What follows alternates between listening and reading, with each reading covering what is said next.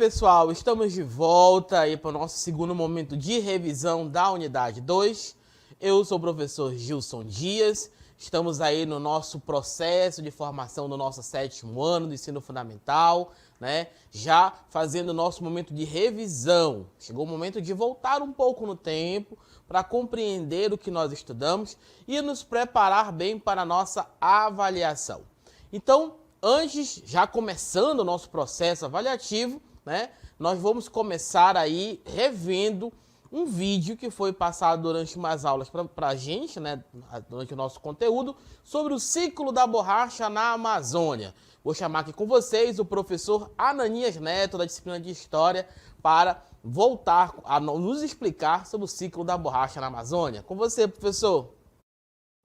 Olá, 7º ano. Vamos nos remeter agora lá à Amazônia, no final do século XIX, início do século XX, onde estava ocorrendo na região chamado ciclo da borracha, onde seringueiros adentravam as matas, extraíam látex que servia de matéria-prima para a Revolução Industrial que estava ocorrendo lá na Europa. A borracha era um importante material na construção de vários produtos industrializados. Um grande contingente de nordestinos veio para a região justamente para trabalhar nos seringais e extrair a matéria-prima que serviria na Revolução Industrial. Grande parte desses seringueiros estabeleceu ali na região onde hoje é o Acre, que pertencia primeiramente à Bolívia, que depois foi comprada pelo Brasil e se tornou o Estado brasileiro, que é o Acre de hoje.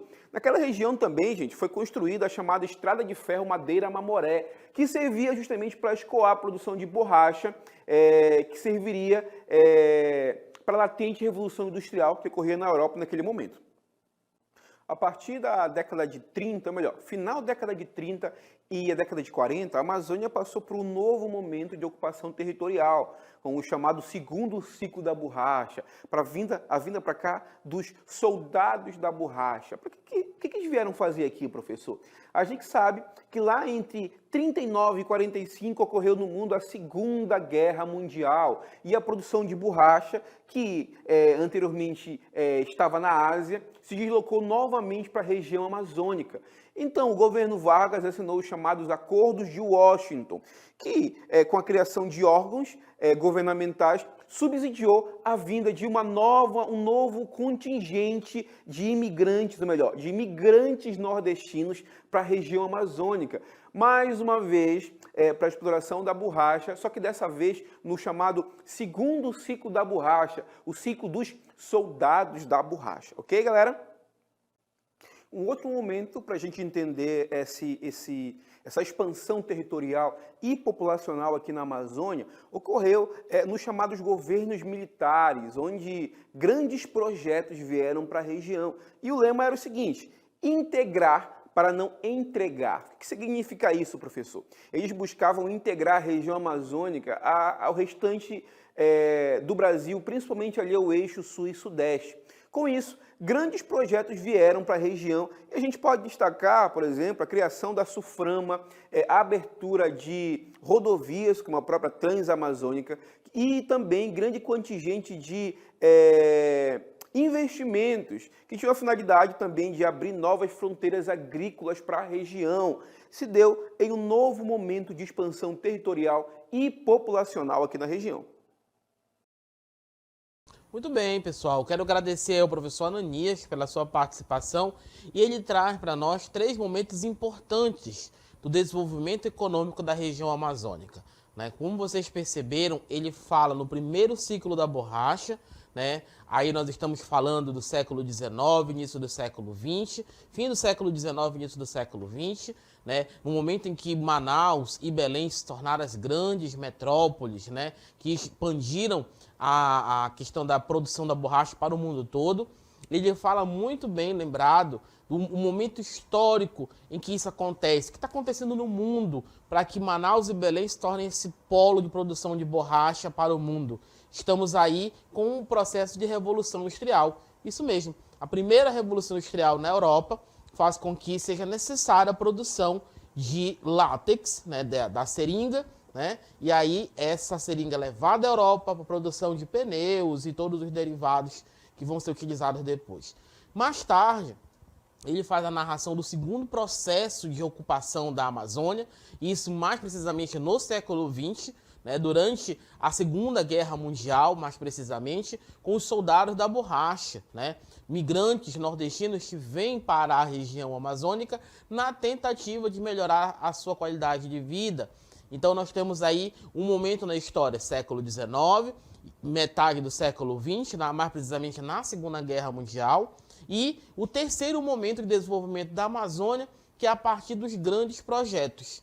Isso mesmo, no fim dos anos 70 até os anos 90, nós tivemos um processo de desenvolvimento da região amazônica por parte do governo federal. Foram os projetos de integração da Amazônia, né? Na época do governo militar, por exemplo, se usava essa expressão que o professor Ananias trouxe para nós, integrar para não entregar.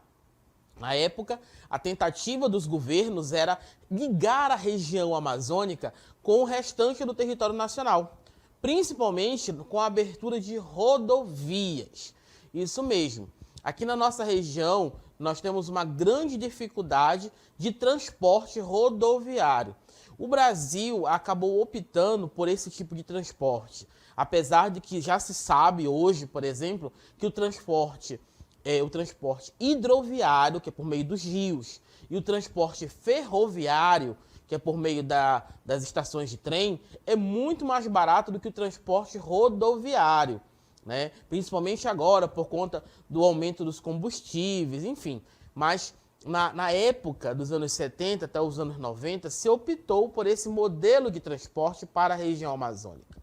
Então, se faz a abertura de rodovias, principalmente para integrar o norte ao sudeste do Brasil, e aí ele fala da Transamazônica, tá? Que é no caso a Belém-Brasília, por exemplo, né? E aqui no nosso caso da região da Amazônia Ocidental, nós estamos falando da BR-319. Você já ouviu falar dessa BR? É isso mesmo, ela tentou integrar, ou pelo menos faz a tentativa de integrar aí a Amazônia Ocidental ao centro-oeste do Brasil, né, que é uma rodovia importante para escoamento de produtos daqui da região amazônica, mas que infelizmente já se passaram aí vários governos, até hoje não teve nenhum projeto de melhoria dessa rodovia, né, por conta dos impactos ambientais que o capeamento da rodovia 319 pode causar para a floresta amazônica. Então, essa foi a introdução sobre os ciclos econômicos que a região amazônica viveu. Primeiro ciclo da borracha, né, século XIX. Segundo ciclo da borracha, né, já no século XX.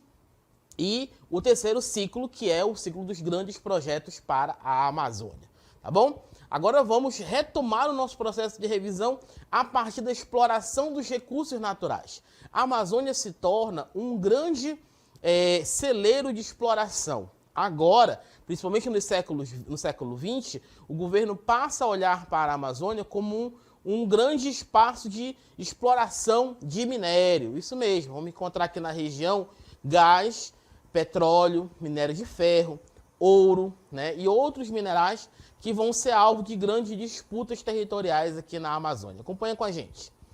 Então, a Amazônia, no processo de exploração dos seus recursos naturais, ela passou por uma elevada demanda por madeira de alto custo, de alto valor, que era vendida a outros países no mercado interno. E a principal causa de sua extração era a legal e a ilegal.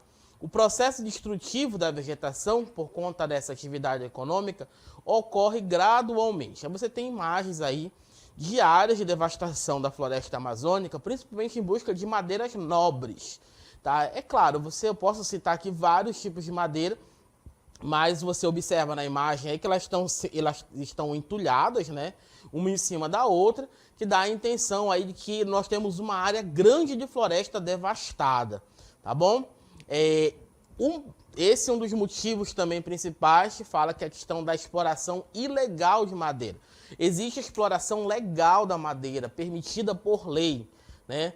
E quando a madeira legal, tirada legalmente, por conta de áreas de proteção ambiental, o governo destina determinadas áreas para que possa ser explorada essa madeira. Principalmente em áreas que eles chamam de cultivo sustentável, aonde A área que vai ser desmatada naquele momento, quando ela é toda desflorestada, ela passa por um período de reflorestamento, tá? Esse é o processo de exploração sustentável da floresta.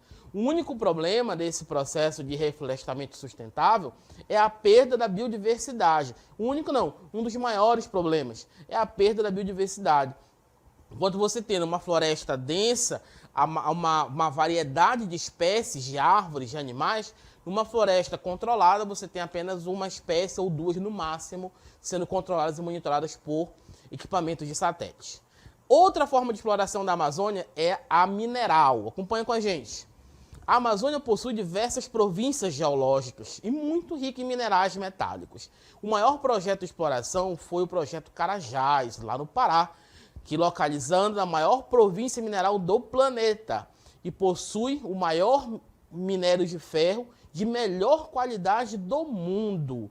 Olha que interessante, a jazida de ferro do Carajás é uma das maiores e mais intensas produtivas do mundo. Tem um mapa bem interessante aí, que eu vou mostrar para vocês agora, que é a atividade mineradora na Amazônia, tá? Eu vou destacar aqui, não vou destacar todos, tá? Mas eu vou destacar apenas alguns. Aqui é o minério de ferro, tá? Vou destacar aqui para vocês e observa na legenda do minério de ferro aonde você vai encontrar a grande concentração dessas jazidas de ferro, principalmente no estado do Pará, tá? Aí você vai ver a cidade de Carajás e de Serra Pelada. São cidades no Pará com bastante áreas de produção mineral.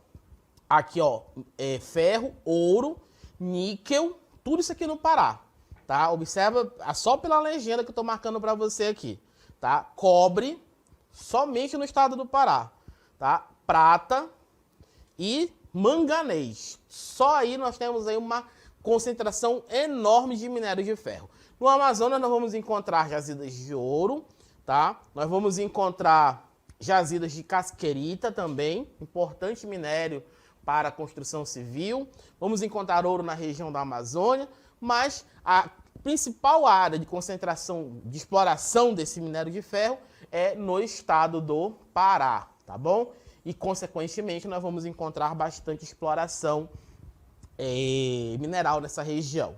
O ferro, ele é extraído principalmente na Serra do Carajás, no Pará, né, que é destino principalmente para o mercado internacional. O maior comprador do nosso minério de ferro, adivinha, gente, quem é que compra o nosso minério de ferro? É a China. Isso mesmo. A China e a Índia são os maiores compradores do nosso minério de ferro. O manganês, ele é esgotado na Serra do Navio, né? Escoado na Serra do Navio e é encontrado na Serra dos Carajás, também no Pará. A bauxita encontra-se na Serra de Oriximiná, lá no Pará, e é utilizada para a extração da alumínio, matéria-prima para produzir o alumínio. Isso mesmo, essa latinha de refrigerante que a gente usa aí, esse papel alumínio que a gente usa para embalar, vem tudo da região aí do Pará. A casquerita é um minério de ferro cujas principais jazidas estão localizadas em Rondônia e é utilizado na produção do estanho. E o ouro, né, encontrado nas áreas de aluvião ou em rochas mineralizadas na Serra Pelada, lá no Pará. Já abrigou enormes jazidas desse minério e atraiu garimpeiros de todas as partes do país na década de 80, que causou uma grande devastação na região. É apenas um destaque para a questão do minério de ferro no Pará, a questão da jazida de Serra Pelada. Foi o lugar no Brasil, depois das Minas Gerais, que mais teve exploração de ouro no mundo. Isso mesmo.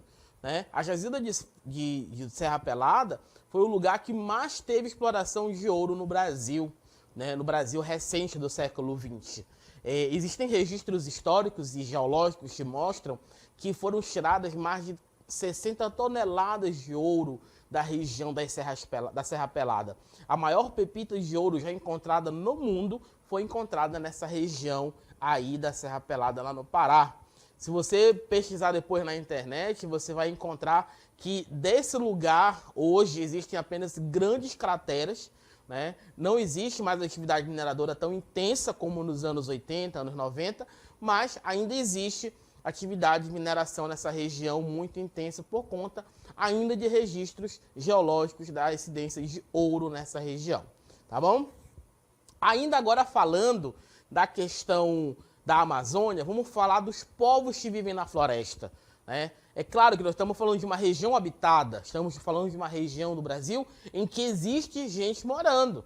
Apesar de que no passado se imaginava que a Amazônia era um grande vazio demográfico, a Amazônia possui gente que vive na região e que se desenvolve sua vida.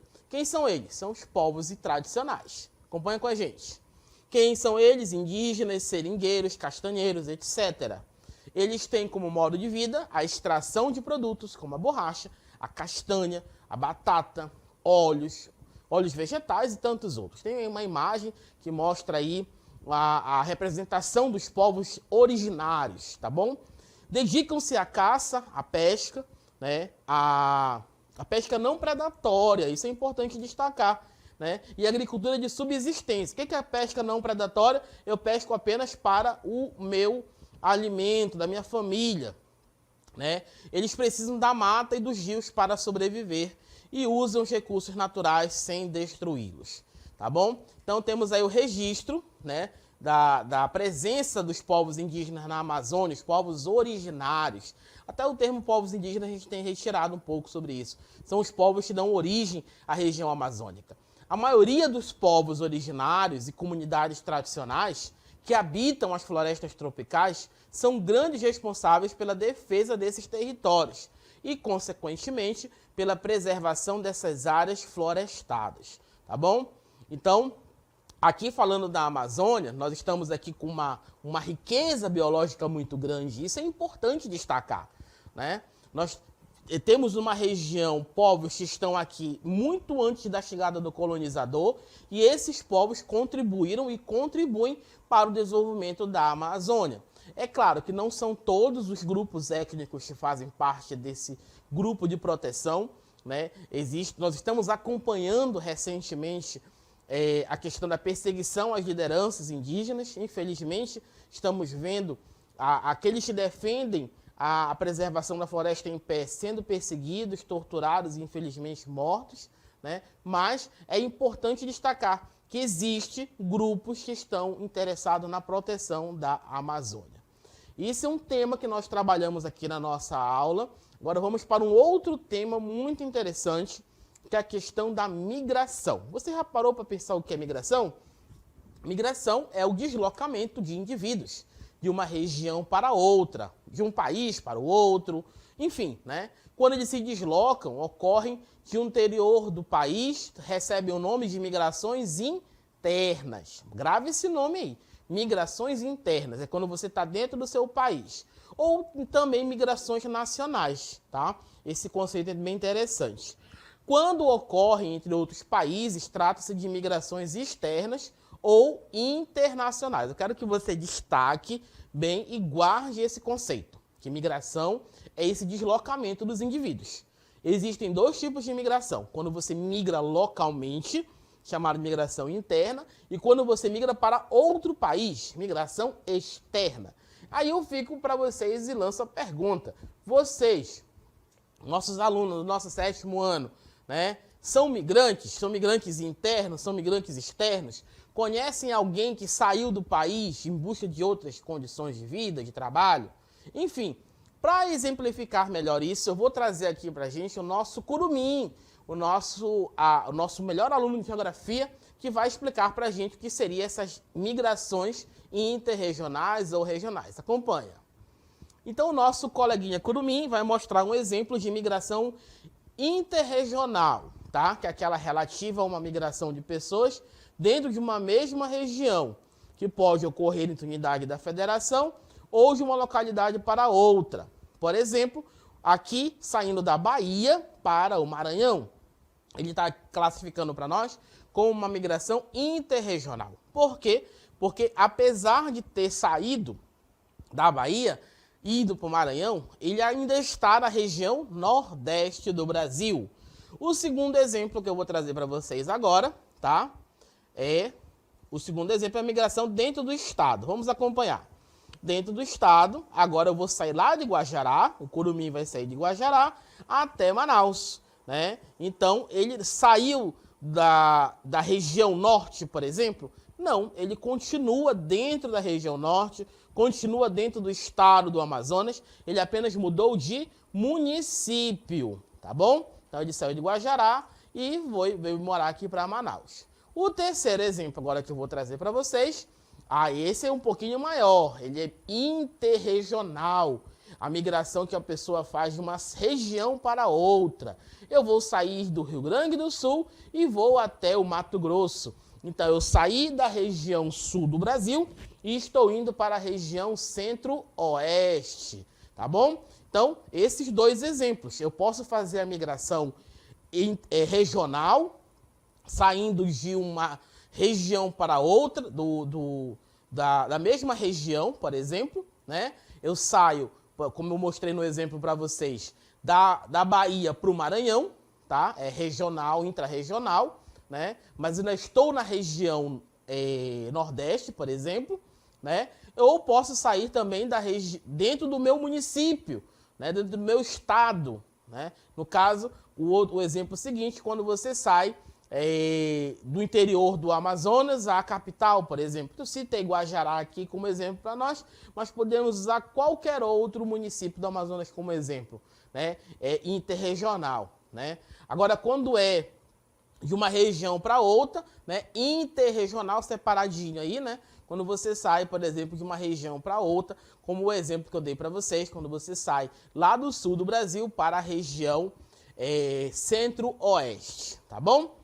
Agora eu preciso que vocês tenham compreensão sobre alguns conceitos importantes do movimento migratório. Quais são eles? O primeiro conceito em tela com vocês é o êxodo rural. O que seria êxodo rural? É a migração campo-cidade, que é o principal movimento populacional interno do Brasil. Lembra disso, né? Êxodo é saída, é quando a pessoa sai, migração, né? Então, o êxodo rural ainda acontece no Brasil. A migração temporária caracteriza-se pelo deslocamento dos indivíduos de uma localidade para onde há trabalho durante um tempo determinado, que eles retornam ao seu lugar de origem depois que concluem a tarefa. Isso acontece muito nas regiões do centro-oeste do Brasil, sabia disso, pessoal? No tempo da colheita da cana-de-açúcar, por exemplo, em alguns lugares, e da soja, nós vamos ver esse tipo de migração temporária, as grandes colheitas no Brasil. E a migração pendular, que é o deslocamento populacional diário, ida e volta, semelhante ao movimento de pêndulo de um relógio. Eu falava para vocês, por exemplo, que a migração pendular, você pode morar em uma cidade e trabalhar em outra.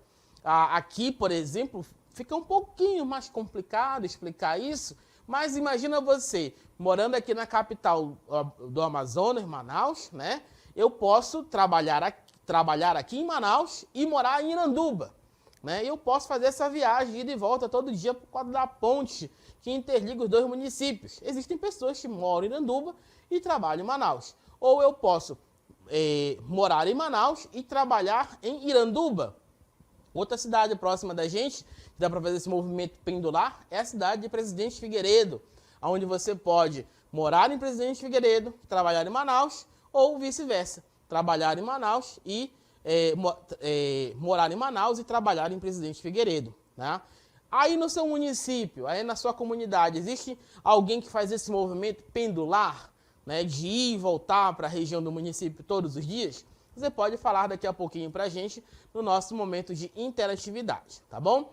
Mas é importante registrar êxodo rural, movimento de saída do campo para a cidade, migrações temporárias, aquele movimento que as pessoas fazem por um determinado período de tempo na história. Isso acontece principalmente nas regiões onde tem cultivo de grandes plantações, e a migração pendular, onde você trabalha num lugar e mora em outro. No sudeste do Brasil, isso acontece com mais frequência. No sul e no sudeste do Brasil, isso é mais normal por conta aí da interligação entre as cidades. Ok, pessoal? Encerramos por aqui.